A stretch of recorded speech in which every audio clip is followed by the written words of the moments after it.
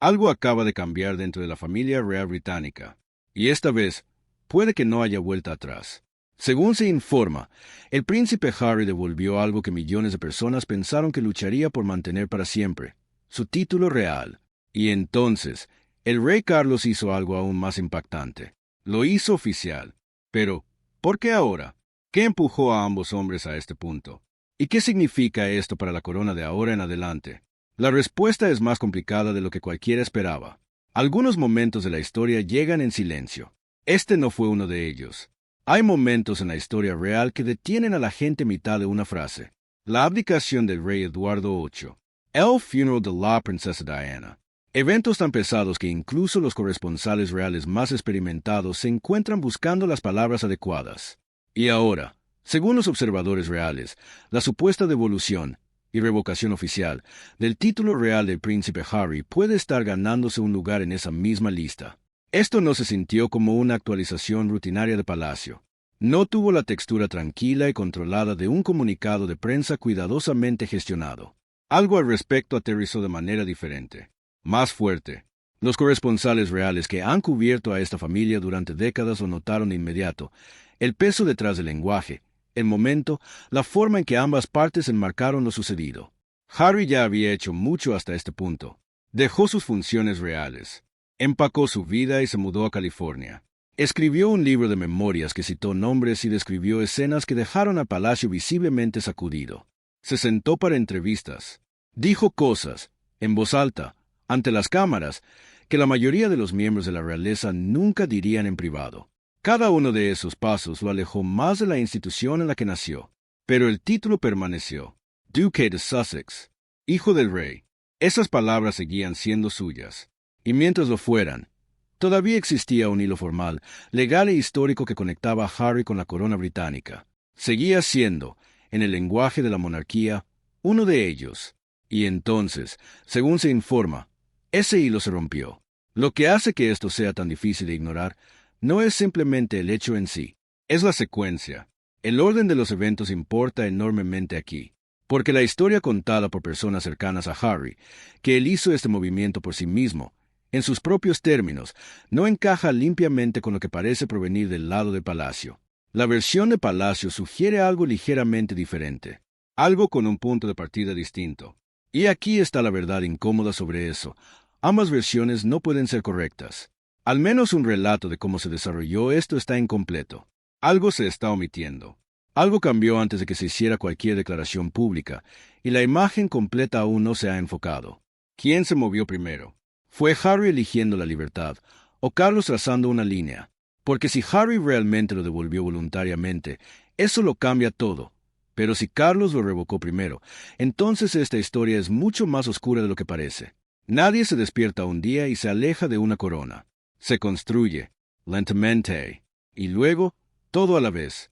Para entender cómo un príncipe termina separado de su título, la historia tiene que retroceder más de lo que la mayoría de la gente espera. No a la boda, no a la entrevista con Oprah, ni siquiera a la partida de 2020.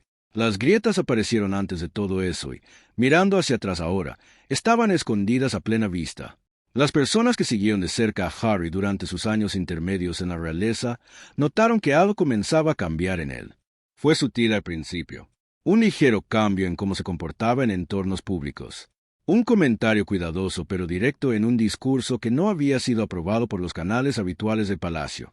Un patrón de límites forzados, pequeños pero constantes. Los observadores reales que estudian el lenguaje corporal y el comportamiento público para ganarse la vida notaron el cambio y lo archivaron. Estaba haciendo preguntas sobre el sistema. No en voz alta. Todavía no. Pero las preguntas estaban ahí. Luego llegó enero de 2020. Harry y Meghan anunciaron que se retiraban de sus funciones reales superiores. El palacio lo describió públicamente como una sorpresa, algo que tomó a la institución desprevenida. Pero personas que se dice son cercanas a Harry contaron una historia muy diferente.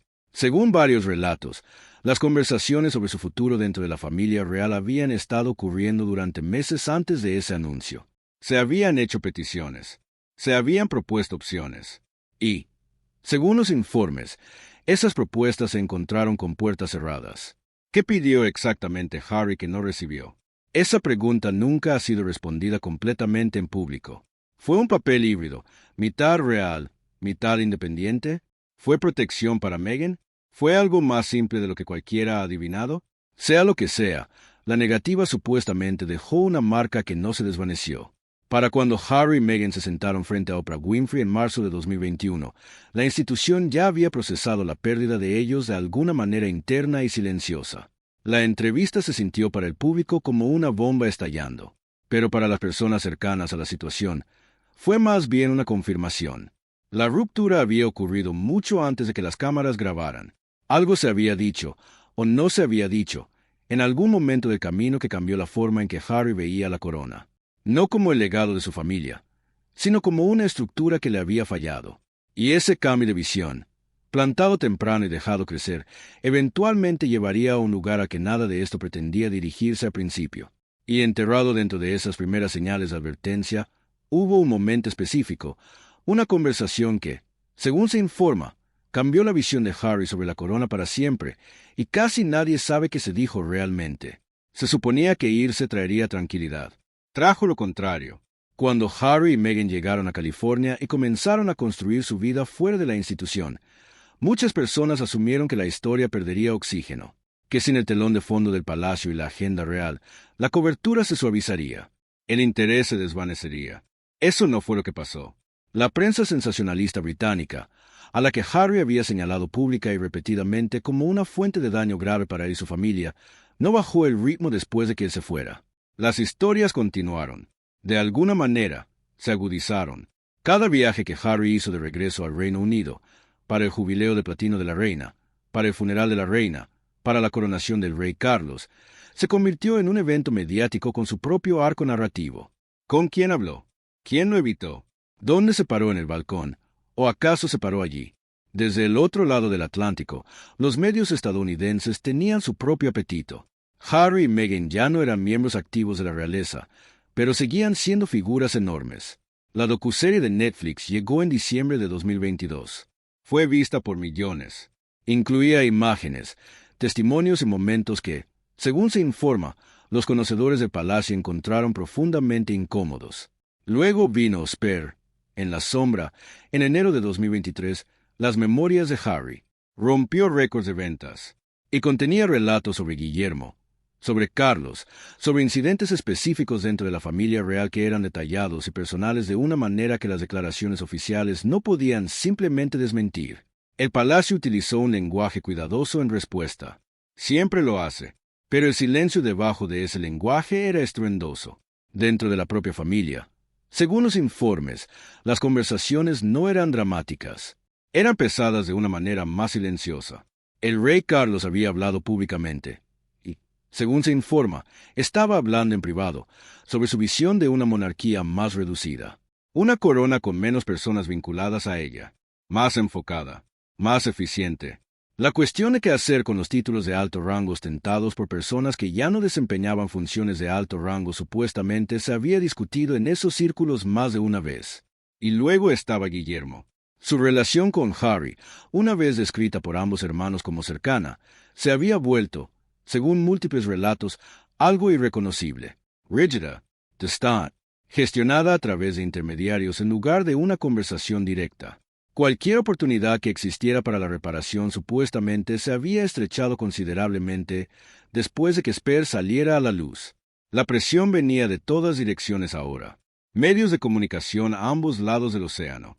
Un palacio recalibrando su imagen. Una familia trabajando a través de heridas que habían sido expuestas, por escrito, ante el mundo entero. Algo tenía que ceder. La única pregunta era qué y cuándo. Pero no fueron solo las memorias las que forzaron la decisión, porque, según se informa, algo más sucedió en privado, algo que nunca llegó a ningún titular, que empujó esto más cerca del precipicio. Esto nunca fue solo un desacuerdo familiar. Había sistemas en funcionamiento, reglas, apuestas mucho más grandes que cualquier conversación individual. Para cuando las discusiones serias sobre el título de Harry estaban supuestamente en marcha, las fuerzas que empujaban hacia una resolución no eran puramente emocionales. Eran estructurales, institucionales.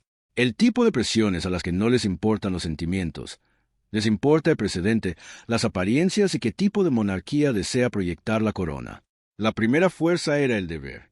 Los títulos reales británicos, particularmente un ducado vinculado directamente al soberano, conllevan un peso histórico y una expectativa pública. Los miembros activos de la realeza llevan a cabo compromisos, aparecen en eventos de Estado, representan a la corona de maneras específicas, visibles y oficiales. Harry y Meghan habían dejado clara su posición. No estaban haciendo esas cosas. Habían construido una vida en California en torno a causas, empresas comerciales y una forma de servicio público que operaba enteramente fuera del marco del palacio. Así que la pregunta que supuestamente se hacían los asesores constitucionales, el personal superior del palacio y las personas que piensan detenidamente en lo que significan los títulos reales, no era emocional, era estructural. Puede existir un título real de alto rango, formal y oficialmente, vinculado a alguien que ha salido completamente del marco real de trabajo. ¿Es eso sostenible? ¿Es siquiera coherente? La segunda fuerza era el legado. Carlos no solo había hablado de una monarquía más reducida, sino que había empezado a actuar en consecuencia. La forma de la institución estaba cambiando, y mantener títulos para personas que, en la realidad práctica, ya no formaban parte de esa institución encajaba mal con todo lo que Carlos supuestamente intentaba construir. En tercer lugar, llegaron los asesores. Y aquí es donde el panorama se vuelve genuinamente complicado, porque, según se informa, había voces en ambos lados de esta división con diferentes estrategias y diferentes objetivos.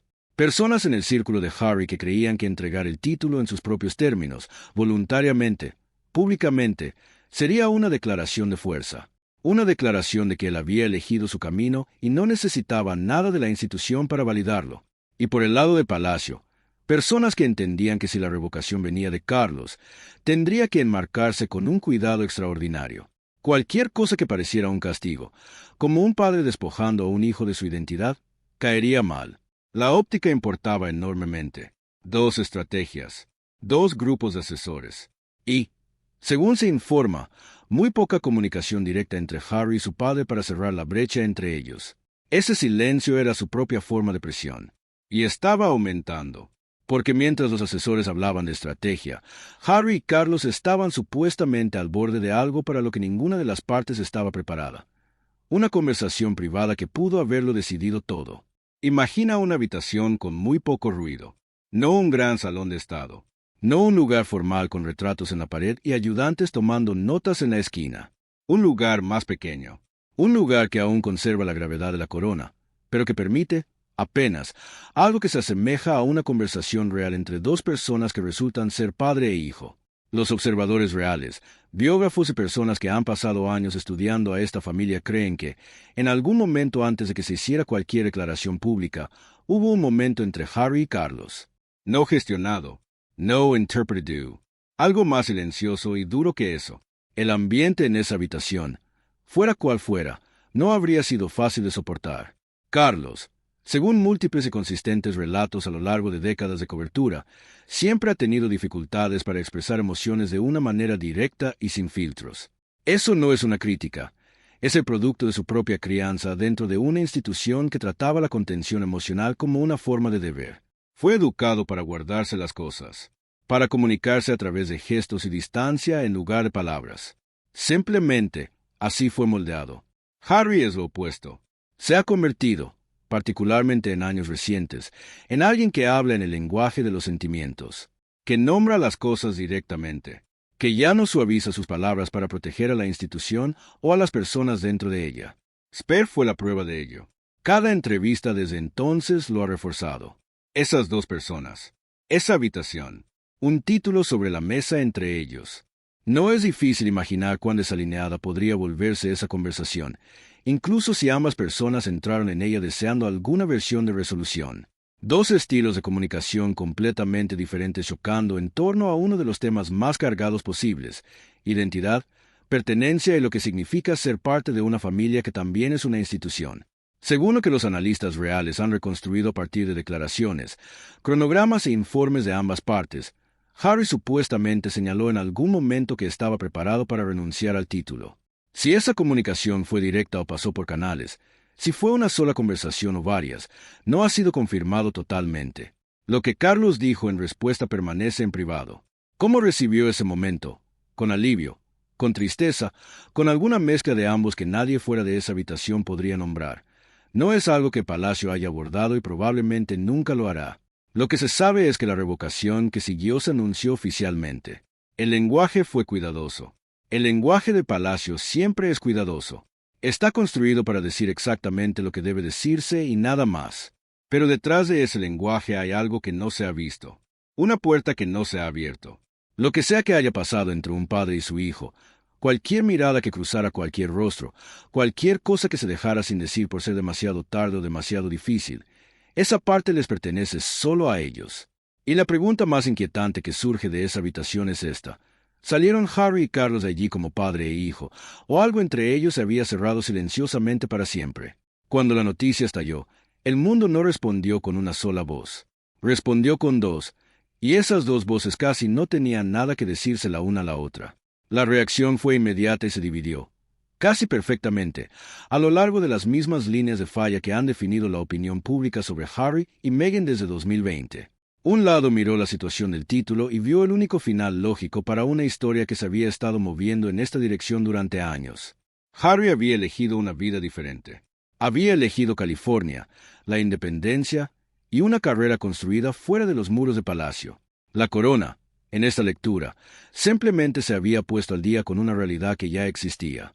No había villanos en esta versión. Solo había elecciones y el peso que conllevan con el tiempo. El otro lado lo leyó de manera muy diferente. Señalaron el momento. Señalaron la distancia continua entre Harry y Guillermo, una distancia que, según múltiples relatos, permanece sin repararse y no muestra signos claros de cerrarse. Hicieron la pregunta que sigue surgiendo.